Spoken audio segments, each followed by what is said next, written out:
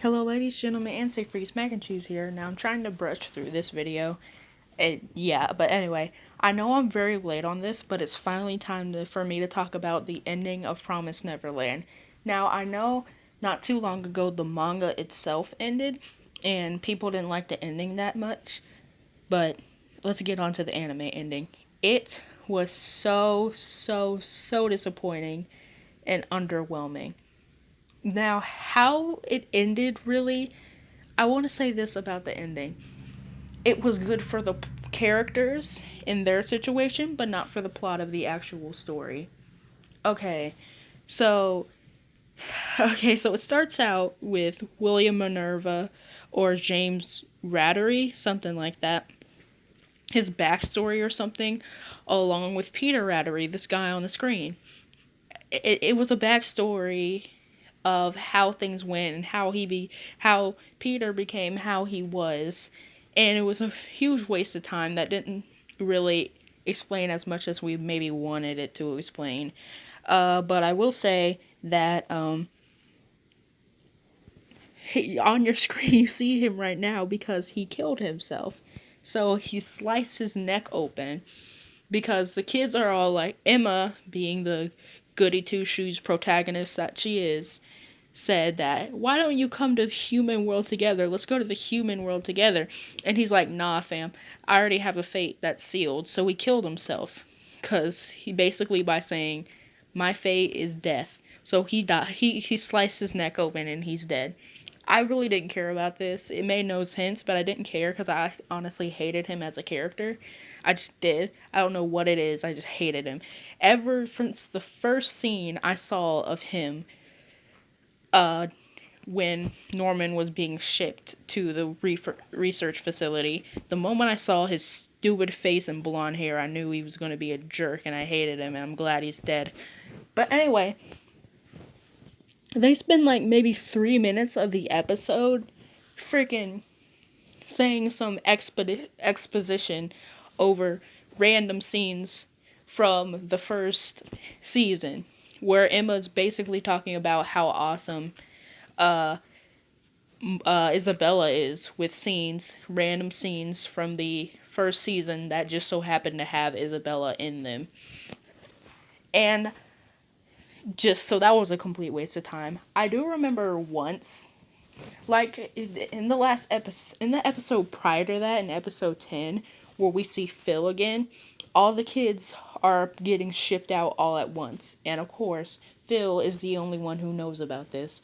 And actually, about that, I heard in the manga that even though the anime features him so much for the last few episodes, Phil dies in the manga. If I'm correct, this is how his death played out. Since he wasn't as happy and joyful as the other kids, they just kind of assumed that he knew about this, so they killed him and shipped him out. Because normally, apparently, that's how that works. If a child knows the truth about the houses and the farms and whatever, they get killed and shipped out immediately. So Phil's dead in the manga, but not in the anime. He lives, and of course he's the only one who knows. He has to get dressed, you be all shipped out, and he's super. He's not. He's not. He's not down with that.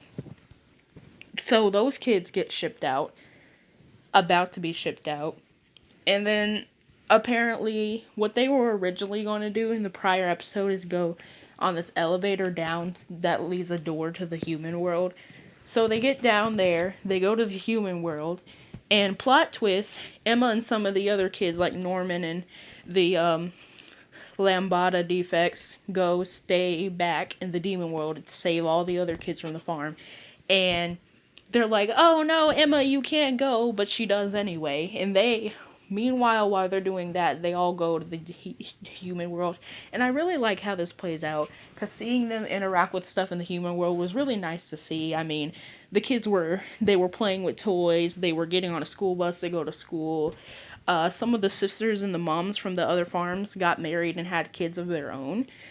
Like, one of them had a baby. Phil got to ride on a train, which is something in the first season. In the first episode, he said he wanted to see. Um, then it's just a montage of them doing what the other kids doing whatever they are in the demon world. And it's really not a single scene shows those kids saving any of the other kids, except for one, but that was just them returning to the human world. And there was another scene with this like dragon one-eye demon that was like 8 seconds long, and apparently that's an entire arc that they reserved one scene with. One scene.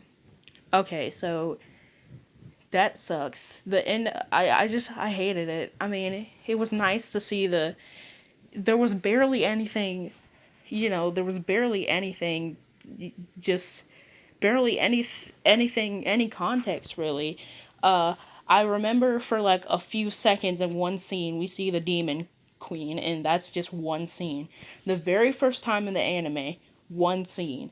There's also this part a couple episodes prior to this where the demons whisper something in Isabella's ear before they kill her, saying that if she could get the kids back, then they won't kill her, remove the number on her neck.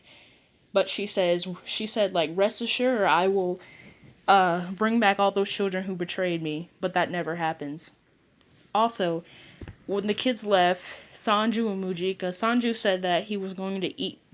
They didn't eat human children for religious reasons, but they were going to eat the offspring of the kids they just let go. That never came. They left it a plot hanger. It was just, it kind of ended like, it ended as a plot hanger without ending as a plot hanger. You know what I mean? I I don't it was disappointing. It was disappointing. It was disappointing. I hated it. Um it was so bad to the point where the people who originally made it uh didn't even want their names to be put in the credits. They knew how bad it was. So, but anyway, I'm rambling. So anyway, thank you guys so much for watching. I hated it, and I'll see you next time.